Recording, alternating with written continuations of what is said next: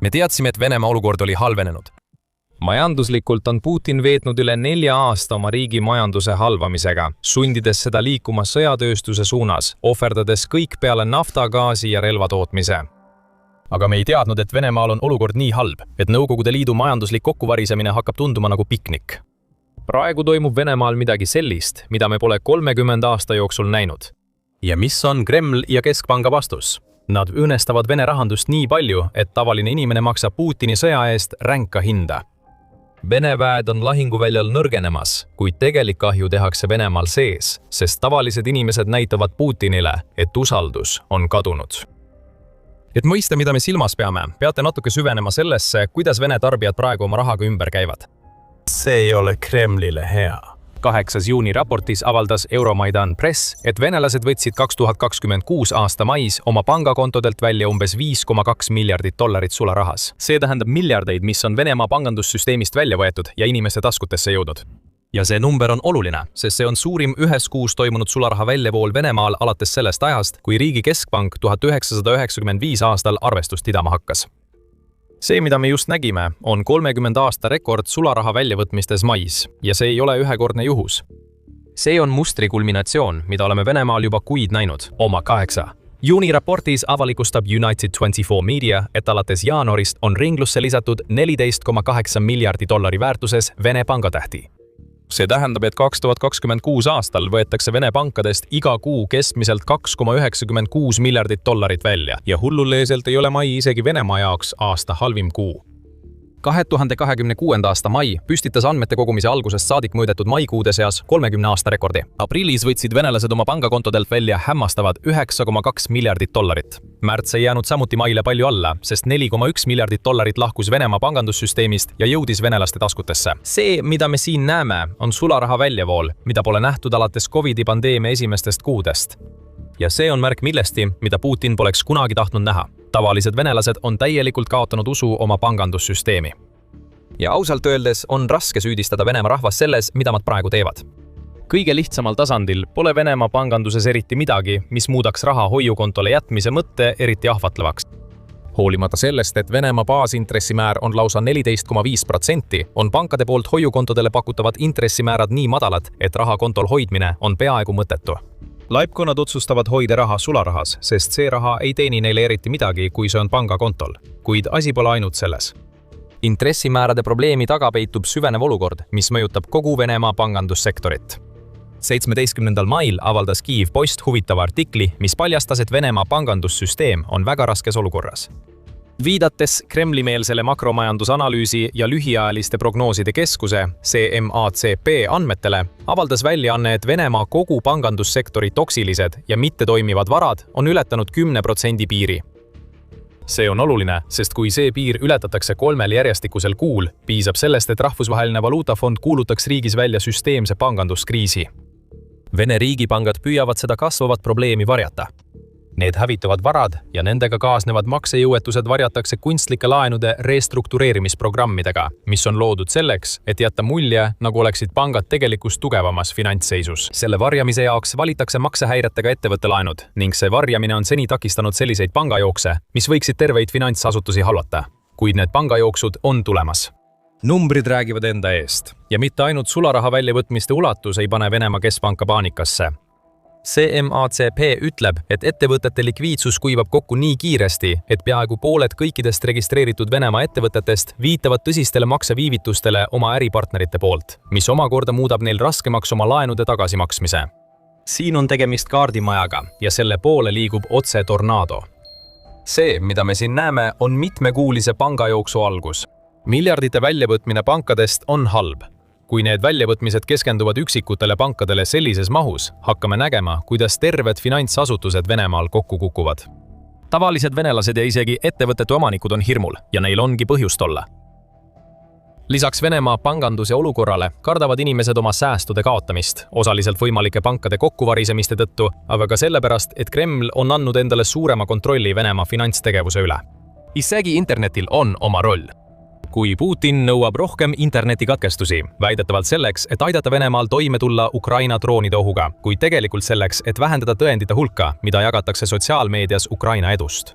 Miljonid venelased veedavad sageli tunde või isegi päevi ilma ligipääsuta oma pangakontodele. Kuid lugu läheb veelgi sügavamale. Venemaa valmistub kannibaliseerima üht Venemaa kõige pühamat finantsinstrumenti, et jätkata sõja rahastamist. Venelased ei taha, et Kreml neid oma salakavala trikiga ootamatult tabaks, kuid selleni me veel ei jõua. Lisaks sellele, et venelased tahavad rohkem sularaha käepärast hoida, et tulla toime igapäevaste kuludega, millega nad ei pruugi hakkama saada, kui Putin otsustab suvalisel päeval interneti ära võtta, võtavad ka Venemaa väikesed ja keskmised ettevõtted pangasüsteemist nii palju sularaha välja kui võimalik. Venemaa keskpank on selle trendi tuvastanud. See ütleb, et need ettevõtted püüavad kohaneda uute maksureeglitega, mis kehtestati 2026 aastal, et võimaldada Kremlil rohkem raha välja pigistada ettevõtetelt, kes juba niigi vaevlevad selle tõttu, mida Putin on Venemaa majandusega teinud. Kui see trend jätkub, ütleb keskpank, siis paljud Venemaa väiksemad ettevõtted hakkavad lõpuks tegutsema varimajanduses. See tähendab, et üha rohkem ettevõtteid hakkab Venemaa maksusüsteemist kõrvale hiilima, tegutsedes mitteametlikult ja võttes vastu ainult sularaha, et nad ei peaks maksma neid naeruväärseid makse, mida Putin nõuab oma Ukraina sissetungi jätkamiseks. On selged põhjused, miks nii paljud väiksemad ettevõtted otsustaksid midagi sellist teha ka peale maksuküsimuse. Kõrgematele maksudele lisanduvad nõrk tarbijanõudlus, kõrgemad hinnad ja esimene majanduslangus, mida Venemaa on näinud alates 2023 aastast, teatas Moscow Times 15. mail. Selle surmava kokteili mõju on olnud see, et 2026 aasta esimeses kvartalis suleti Venemaal 209 000 väikest ja keskmist ettevõtet, mis on aastases võrdluses 9% kasv. Jaemüük, toitlustusteenused ja ilusalongid on Venemaa väikestest ja keskmistest ettevõtetest kõige rängemini kannatanud, väidab väljaanne. Need on kõik ettevõtted, mis saavad tegutseda sularahamaksetega. Me mõtleme, kui paljud neist suletud ettevõtetest on lihtsalt liikunud Venemaa varimajandusse. Märtsikuu IntelliNewsi raporti põhjal julgeme arvata, et mõned kokkukukkunud ettevõtted on tõenäoliselt selle sammu astunud.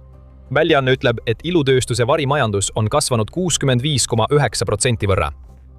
Sõidukite remondis on Venemaal toimunud 69,5% kasv ning varimajanduse tegevus on Venemaa hotellisektoris kasvanud 58,6% võrra. Putini jaoks, kelle jaoks edu Ukraina sissetungis on kõik, on tõeline õudusunenägu see, et nii paljud ettevõtted lahkuvad ametlikust Venemaa majandusest. Iga varimajanduse ettevõte on äri, mis ei maksa Kremlile nõutavaid makse, mis tõenäoliselt võtab Putini sõjakassast miljoneid, kui mitte miljardeid dollareid. Aga mida saab Venemaa juht tegelikult oodata? Ta pole oma olukorda aidanud, kui on teinud selliseid asju nagu käibemaksu tõstmine Venemaal 20%-lt 22%-le. Lisaks ei aita internetikatkestused, mida Kreml nii sageli kehtestab, eriti kaasa stabiilse ärikeskkonna loomisele ettevõtetele, kes varem poleks kaalunud ainult sularahas tegutsemist. Rahulolematus hakkab juba pinnale kerkima, kuna Venemaa piirab selliste rakenduste nagu Telegram ja WhatsApp kasutamist. Kui lisada siia veel katkestused, näiteks mitmekuulised osalised internetikatkestused, mis tabasid Moskvat 2026. aasta esimeses kvartalis, siis on tulemuseks täielik usalduse kokkuvarisemine Venemaa finantssüsteemi vastu. Ja lõpuks taanduki kõik usaldusele. Venemaa inimesed ja ettevõtted ei usalda enam panku, mistõttu võtavad nad raha välja rekordilises tempos. Ja ettevõtted ei paista kindlasti usaldavat Kremlit, et see tegutseks nende huvides, sest neid sunnitakse kandma Putini alustatud sõjarahalist koormat. Kreml ei ole rahul. Pangad samuti mitte. Ja mõlemad ühendavad jõud, et meeleheitlikult takistada Venemaa inimesi ja ettevõtteid tegemas seda, mida nad teevad. Aga enne kui sellesse sügavamalt sukeldume, see on sõjasaade ja meie toome teieni kogu pildi, mitte ainult pealkirjad. Tellige, et olla kursis kõigi Ukraina sõja ja Venemaa allakäiva ühiskonna arengutega. Niisiis Venemaa keskpank.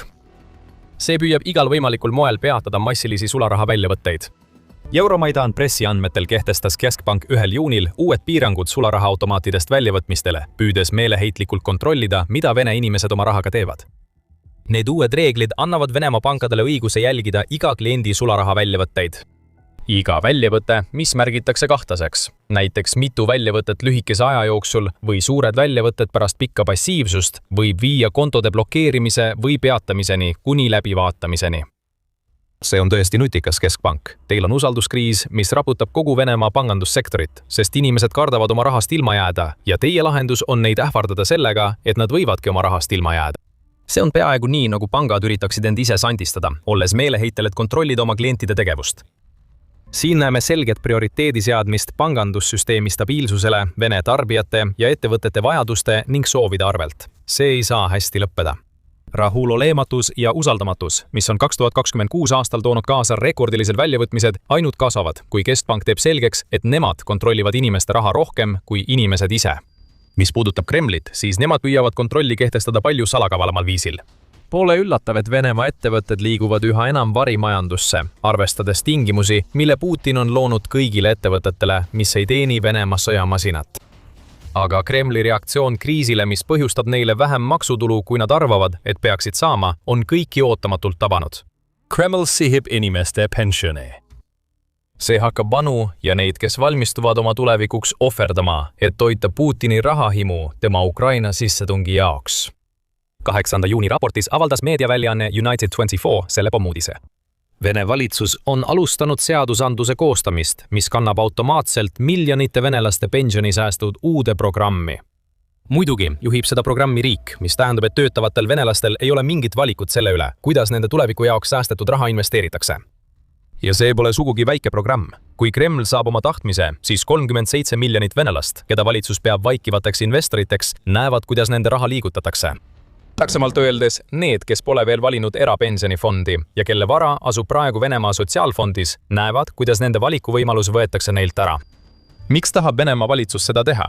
Kui mõistad, et umbes riigile kuuluv Vnesekonombank ehk VEB haldab praegu umbes 41,1 miljardit dollarit, hakkab pilt selgemaks saama. Muidugi esitleb seda kõike hea asjana Igor Šuvalov, kes on VEB juht ja ei näe mingit põhjust, miks uue riiklikult kontrollitava fondi loomine, mis võimaldab Kremlil tungida pensionisäästudesse sügavamale kui kunagi varem, peaks probleem olema.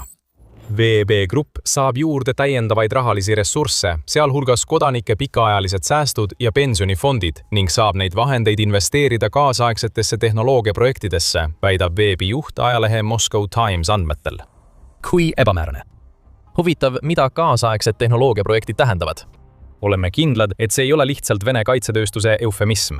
Lõppude lõpuks toimub palju kaasaegseid tehnoloogiaprojekte riigis, mida maailma intellektuaalomandi organisatsioon hindab innovatsiooni sisendite poolest 73. ja innovatsiooni väljundite poolest 55. kohale maailmas. Sargasm kõrvale jättes on Venemaa rahandusminister Anton Siljanov juba avaldanud oma toetust sellele eelnõule, mis sisuliselt tähendab, et Putin ütleb, et ta tahab, et see juhtuks. Siljanov väidab, et Venemaa sotsiaalfondis hoitavate vahendite vabastamine võiks olla aluseks pikaajalistele säästudele. See võiks tähendada miljardeid, mis suunatakse kodumaisesse aktsiaturgu, mis on kokku varisenud pärast seda, kui ta kaotas juurdepääsu välisinvestoritele pärast Putini sissetungi. See ei tekita usaldust. Pensionifonde hakatakse kasutama aktsiaturu toetamiseks, mis langes 9. juunil madalaimale tasemele alates oktoobrist.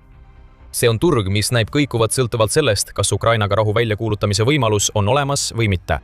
Iga kord, kui Putin ütleb rahule ei, mis juhtub sõna otseses mõttes iga kord, kui see teema üles tuleb, kukub Vene aktsiaturg järsult. See pole just kõige kindlam investeerimisvahend 37 miljoni inimese pensionide jaoks. Me jätaksime midagi olulist mainimata, kui ei ütleks, et Venemaa kulutas 2025 aasta esimese 9 kuu jooksul kogu oma eelarvest 146,4 miljardit dollarit, ehk 39% kõigist valitsuse kulutustest sõjaväele. See on 4 korda rohkem kui 2021 aastal ning sellega kaasnes sotsiaalkulutuste vähenemine, mis on viinud Venemaa kulutused omaenda rahvale viimase 20 aasta madalaimale tasemele, teatab väljaanne United24. 3 korda võite arvata, milliseid tööstusharusid VEB hakkab oma uue plaaniga toetama, kasutades Venemaa pensione aktsiate ostmiseks. Ära tee nalja, sul pole vaja 3 katset. Venemaa üritab taas inimeste raha kontrollida, et toetada sõda, mis on juba maksnud loendamatuid miljardeid dollareid ja läheb veel palju kallimaks. Kuna Putin keeldub isegi kaalumast võimalust, et võib-olla, lihtsalt võib-olla, tema alustatud sõda ei lõpe paratamatu Venemaa võiduga. See on Venemaa inimeste ja ettevõtete finantsvarade kannibaliseerimine sõja rahastamiseks. Kui Putin peidab end oma punkris ja naudib oma tohutut rikkust, rebib tema valitsus riigi inimestelt käsi ja jalgu. Ühelt võetakse, et teisele maksta ja nüüd hakkame nägema väga huvitavaid paralleele tänapäeva Venemaa ja Nõukogude Liidu vahel, kui too seisis silmitsi oma majandusliku kokkuvarisemisega. Vaatame korraks seda kokkuvarisemist. 3 peamist põhjust, miks Nõukogude Liit majanduslikult kokku varises, olid poliitilised ja sotsiaalsed rahutused, tööstustoodangu langus ning kasvavad tarbekaupade nappus, kirjutab Investopedia. Rahutused on Venemaal aastal 2026 üsna selgelt näha. Miljardite dollarite väljavõtmine Venemaa pankadest on selge märk sellest, et elanikkond on kaotanud igasuguse usalduse finantsasutuste vastu, mis peaksid Venemaa majandust koos hoidma. internetipiirangud ja pidev kontroll inimeste raha üle, et rahastada ebapopulaarset sõda, ei ole samuti poliitilise stabiilsuse märgid. 9. juuni raportis märgiti, et Vene küsitlusfirma Levada Keskus on avaldanud, et 62% küsitletud venelastest soovib Ukraina sõja lõppu. Rahandusmeetmed, mida rakendatakse sõja jätkumise tagamiseks, on sisuliselt vastupidised sellele, mida Vene rahvas soovib. Nii et see on poliitiline ja sotsiaalne rahulolematus, mis podiseb pinna all ja on plahvatusele üha lähemal. Teised 2 probleemi muutuvad samuti üha selgemaks. Tööstustoodangu osas on praktiliselt igal sektoril, mis ei teeni Venemaa sõjatööstuskompleksi raskusi. Isegi kaitse- ja energeetikasektorid ei teeni tulu, mis suunataks tagasi Venemaale. Raha, mida nad teenivad, rahastab Putini sõjamasinat. Venemaa oodatavat sisemajanduse koguprodukti ehk SKP kasvu 2026 aastal on juba alandatud 1,3%-lt 0,4%-le, teatab Moscow Times, mis sisuliselt tähendab terve aasta pikkust stagnatsiooni. IntelliNews lisab, et hooajaliselt korrigeeritud S&P Globali Venemaa töötleva tööstuse ostujuhtide indeks ehk PMI oli mais 48,8. See on tõus võrreldes aprillis nähtud 48,1-ga, kuid iga PMI näitaja alla 50 viitab tööstustoodangu vähenemisele. Ja Venemaa on olnud enamasti alla 50 ning mõnikord täpselt 50 juures alates 2025 aasta algusest. Seega võib kindlalt öelda, et tööstustoodang Venemaal väheneb. Mis puudutab tarbekaupade puudust, siis need ei anna end veel täie jõuga tunda, kuid need on tulemas. Okupeeritud Krimmis hakkame nägema kütuse- ja toidukaupade paanilist kokkuostmist, kuna Ukraina strateegia Vene logistika halvamiseks okupeeritud tagalas muudab Venemaal raskemaks poolsaare ja selle elanike varustamise vajalike kaupadega. Venemaal endal muudab toiduainete hinnatõus tavaliste venelaste jaoks, kes juba niigi majanduslikult raskustes on, põhivajaduste rahuldamise keerulisemaks. Kartulaid hind on aastatel 2024–2026 tõusnud 167%. Piim on 59% kallim ja leiva hind on tõusnud 45%. Podides ei pruugi veel puudust olla, kuid selline hull inflatsioon aitab kaasa puudusele Vene kodudes, sest inimesed ei jaksa enam nii palju toitu osta. Kui Nõukogude majanduskriis andis Venemaale retsepti oma allakäiguks, siis Putin on nüüd kokamitsi pähe pannud ja valmistab uut samasugust allakäiku. Kõik märgid on olemas.